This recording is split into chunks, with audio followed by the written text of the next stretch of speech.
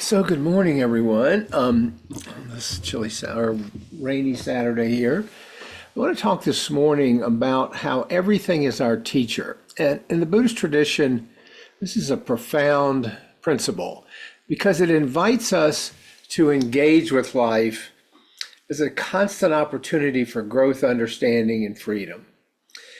It reflects the essence of the Buddha's teachings, which we often refer to, where all experiences, every experience, whether joyful, painful, whether mundane, whether extraordinary, are fertile ground for cultivating wisdom, cultivating compassion, cultivating mindfulness. By embracing this perspective, we begin to see the interconnectedness of everything. We recognize that every encounter in our lives is a chance to deepen our understanding of ourselves and the world around us. Central to Buddhism is the understanding of these concepts of impermanent suffering and non-self. And these fundamental truths are not just abstract theoretical concepts, but they're the realities that are in our daily lives. And when we truly open ourselves to these realities, life becomes our teacher. For example, the inevitability of change teaches us to let go of attachment and appreciate the beauty of the present moment. A withering flower that I talked about a few weeks ago, a passing cloud, the aging of our bodies, all gentle or not so gentle reminders of impermanence. They guide us to live with greater awareness, to focus on what truly matters. The Buddha instructed his followers to cultivate awareness in all aspects of life. He emphasized that insights, which is why we call it insight meditation, arise not only in formal meditation, but in the ordinary moments of daily living, if we pay attention to them. Every experience, whether pleasant or unpleasant, contains within it the seeds of wisdom if we choose to acknowledge it, choose to look for it. A challenging situation, for example, might be an opportunity to learn patience. A moment of kindness from another might choose us to focus on gratitude and compassion. Even seemingly trivial acts like washing dishes, going for a walk, can reveal the profound interconnectedness of existence when approached with mindfulness. From a Buddhist perspective, of course, we know this, suffering is one of the greatest of our teachers. It's the first noble truth where he acknowledges the reality of suffering. But he goes on to teach that rather than rejecting or avoiding suffering, running away from it, he asks us to investigate it, to look at it, to stop and pay attention to it. By turning toward our pain, by turning toward our suffering with both curiosity and equanimity, we learn about its causes. We learn what brings it into our lives. We discover a path to lessen it. We know that suffering usually arises from attachment, aversion, or ignorance, what the Buddha called the three poisons. But too often we're not paying attention to those things as the source of our suffering. It could be very subtle. For instance, if someone insults me and I feel hurt, it's an opportunity to examine whether my suffering stems from clinging to an image of myself that's, they've just violated by pointing out something unflattering, or from just a broader aversion to criticism. I just can't hear any criticism. That's the level at which we can really tune in if we want to take those opportunities. Because in this way, even painful experiences become teachers. They help us uncovering the workings of our mind. They help increase our self-awareness. Moreover, suffering connects us to others. When we experience hardship, we come to understand that all beings face struggles, all beings face challenges, and all beings suffer. This recognition can either make us embittered and angry at the universe if we want to go that route, which I don't recommend, or give rise to compassion, the wish for others and ourselves to be free from suffering or as much suffering. And in this way, even the most difficult moments of our lives can open our hearts, deepen our connection to others.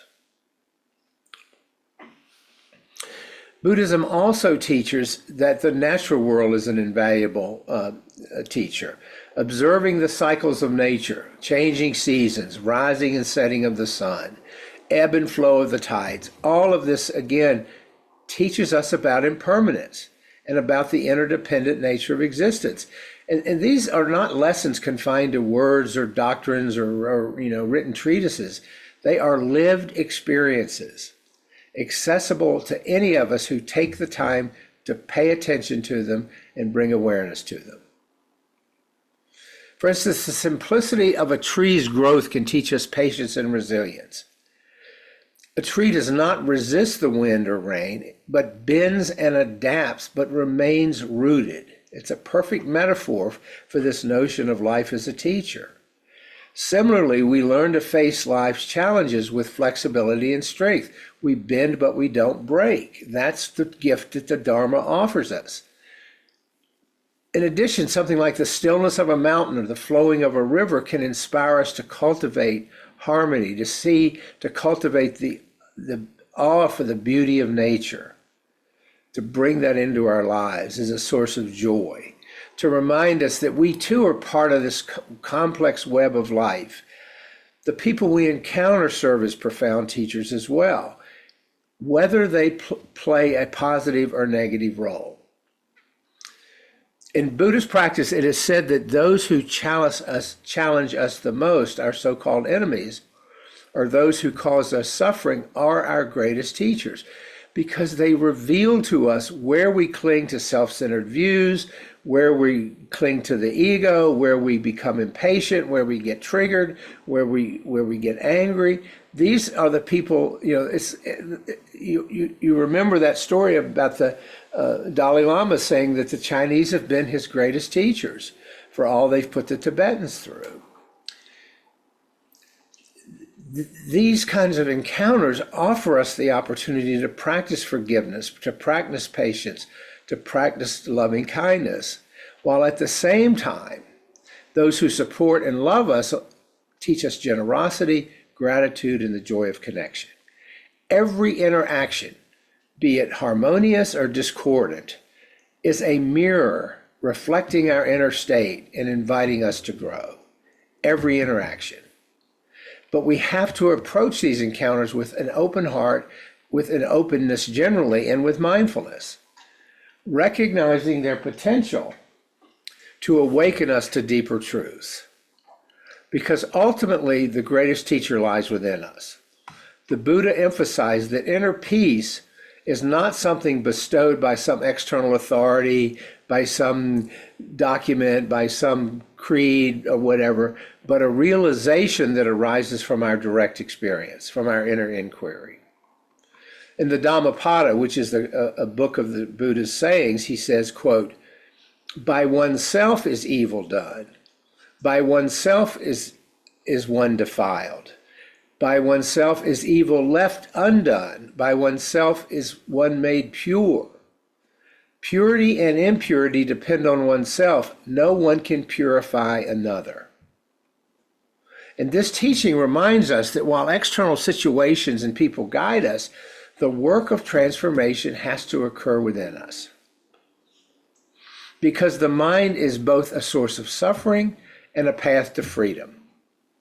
By cultivating mindfulness, meditation, ethical conduct, all the things we talk about here every week, we develop clarity, we develop wisdom to discern the lessons that life is offering us, and to act in ways that are consistent with that lead to greater peace, that lead to greater freedom. From a Buddhist perspective, the idea that everything is our teacher is an invitation to live with awareness, openness, curiosity, humility, all these qualities, because it encourages us to see every moment, whether joyful or painful, mundane or extraordinary, as an opportunity for growth and awakening. When we embrace life as a teacher, we align ourselves with the Buddha's path of wisdom and compassion, and we transform the most ordinary experiences into steps toward freedom. We come to understand that the world is not something separate from us, but an integral part of our journey. And it offers an endless It offers endless lessons to guide us toward ultimate truth and freedom. So that is, everything is our teacher. And I will stop there.